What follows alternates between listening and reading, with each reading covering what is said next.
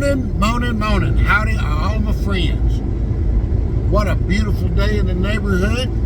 I'm headed westbound. I'm in Selma, Alabama. I'm headed up to Dallas, Texas right now. Anyhow, been a couple of days or a week or two since I did a video. And every time I get a thought in my head, I think about it. I say, I'm going to talk about that on my next video. But I was just listening to Fox News. They were, some of y'all might have heard it about the two ladies in Georgia, you know, about the upcoming primary. And I'm going to tell you something. There are just some people I want to strangle. And this one lady got on there, and I don't know if she said she was an independent or a moderate or whatever. When she was pressed on who she was going to support, she said she probably won't make that decision till the voting booth day. And so I don't know who was doing the interview because I'm listening to it on XM. They asked me, they said, well, is it because of their personalities, or do you like one's policy better than the other? And she said, I like both. She said there's certain things that each side does that she really supports, certain things she's really against. I gotta admit, and when pressed on it, she wouldn't answer what it was. I'd kind of like to know, because I don't understand how the Democrat Party and the Republican Party are so diametrically opposed to each other until you start getting in the middle, like the Joe Manchins and the Nikki Haley's and people like that. But when you get to the MAGA right and the progressive left, they're so diametrically opposed. It's like, you know, used to politics, you know, be a circle here, a circle there, and, you know, some of it would overlap. I don't think that's there anymore. I can't think of a single policy truly that the right and the progressive left agree on, because no matter what we agree, what we believe as conservatives, the progressive left is going to be against. Remember when they were for Barack Obama's doing all those deportations, and now they're calling it inhumane? And yesterday I was listening. I gotta quit listening to news, because yesterday some politician gets on there and says that it's cruel to call illegals illegals. It dehumanizes them. So anyhow, that's enough of my political rants. But I heading down the highway, and I'm taking my wife to that, and you're gonna laugh, and take her to that Shen Wei, or it's some Chinese ballet thing, and the tickets are kind of high where I finally ended up taking her. But she wanted to go, and so for Valentine's Day, I got really nice hotel reservations.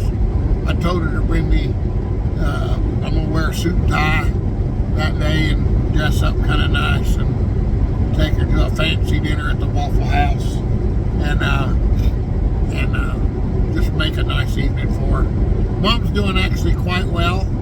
I think my last video I told y'all my brother-in-law passed away. He's a really, really good man.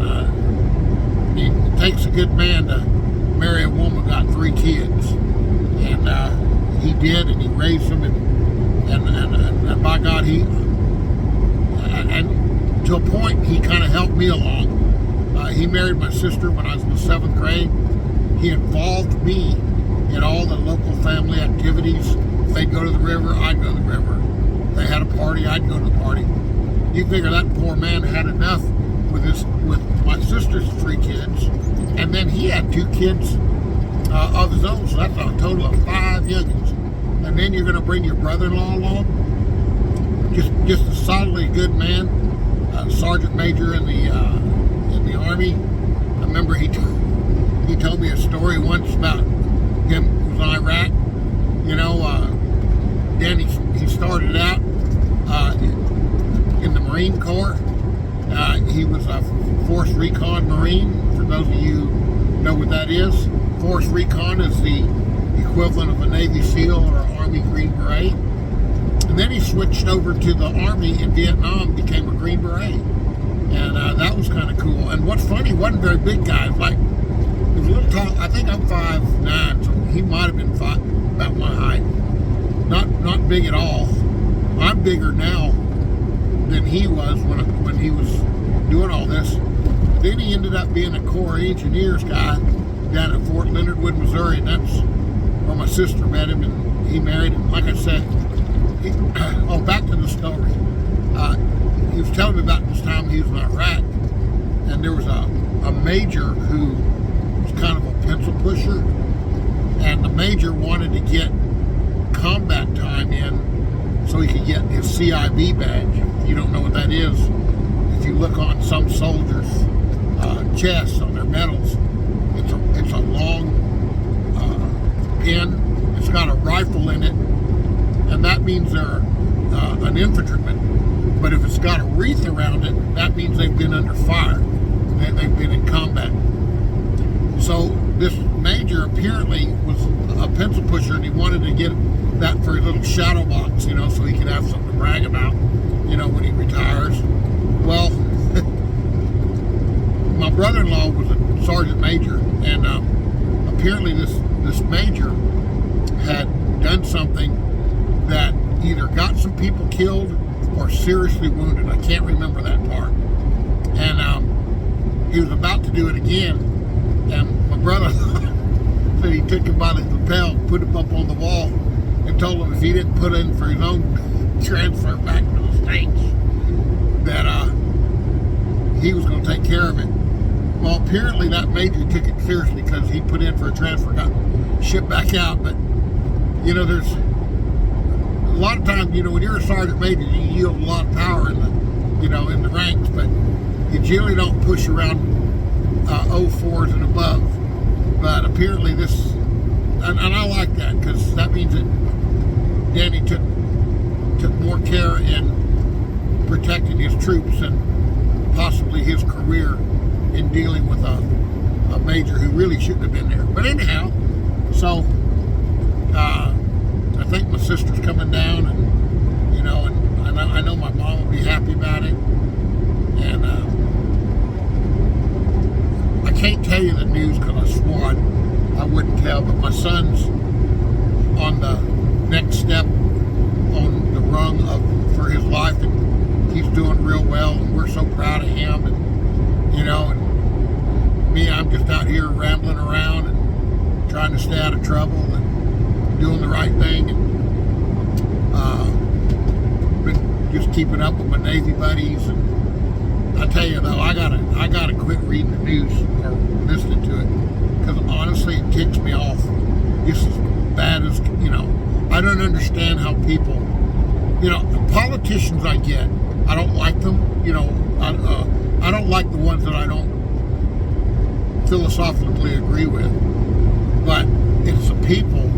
It's like today they said that Joe Biden and Donald Trump were tied in Wisconsin, 46-46. My dad was from Wisconsin.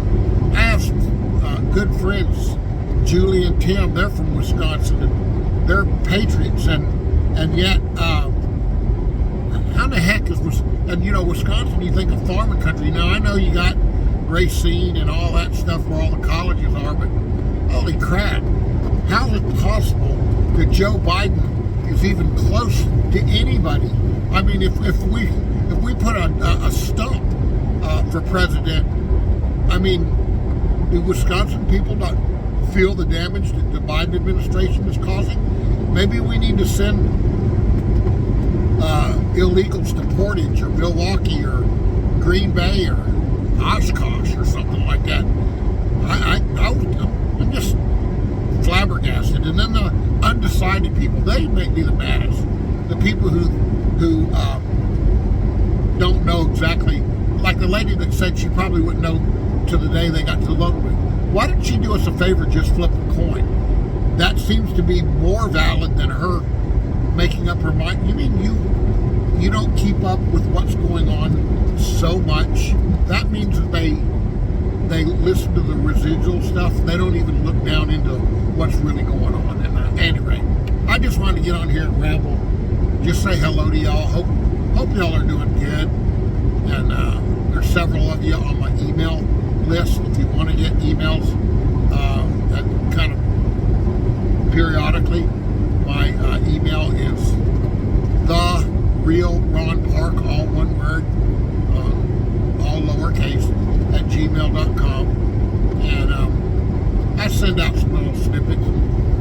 send these videos out, I send them out to the people on the email list first, and then the rest of people find it, you know, on their notifications if you're a member of the channel. Which, if you are like what you hear, mash that subscribe button and hit like.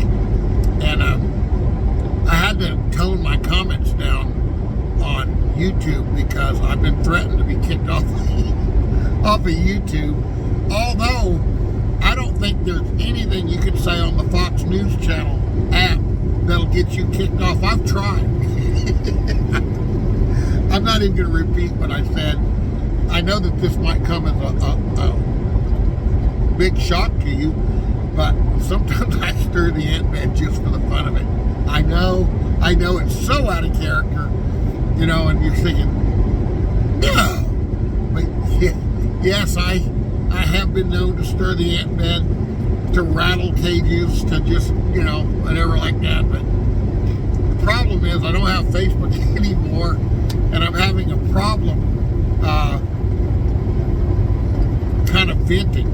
So I got to be careful where I vent and who I vent to. The other day I went to a restaurant with my wife, and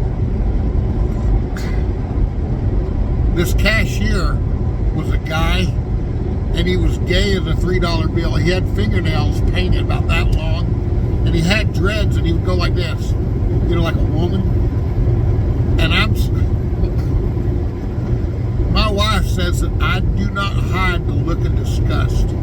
She said that you can tell just by looking at me what I think of everybody I'm looking at.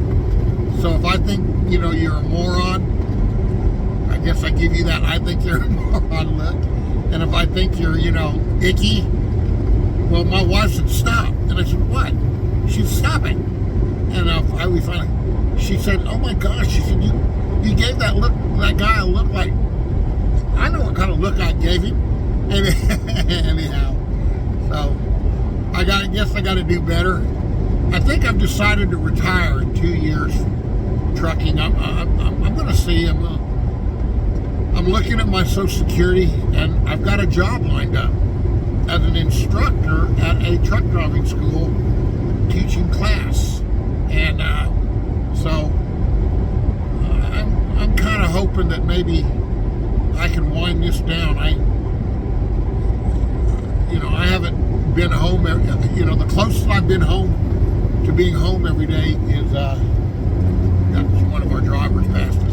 The closest I've been home to being home every day was when I was home for 6 weeks during knee surgery, and I gotta admit I kind of liked it.